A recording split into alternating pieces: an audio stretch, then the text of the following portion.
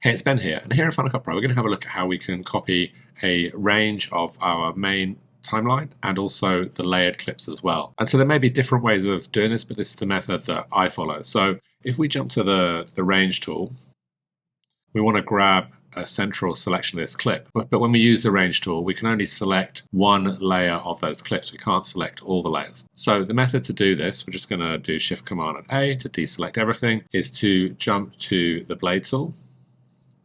And because we want a range of this main storyline with the layers, what we're going to do is actually blade where we want to start our selection, and then blade where we want to end our selection. You can use Command and B as well if you like using the shortcuts. And then we're going to jump back to the Select tool. Now with the Select tool, we can drag across all of this selection. Now what we don't want to do is leave those bladed areas there once we've actually made this copy and paste. So I'm going to go to Edit and Copy, or Command and C, and then I am going to undo what I've just done. So click away, I'm going to do Command and Z to remove that blade there, and then Command and Z again, and that will put my clip back to how it was, but I keep the copied selection. So now if I move to where I want to paste that in and do Command and V, it will paste in that selection and all the layers, and you can see it's only pasting in the selection that I made within that bladed section of the clip. So again, we'll come to part of the timeline, Command and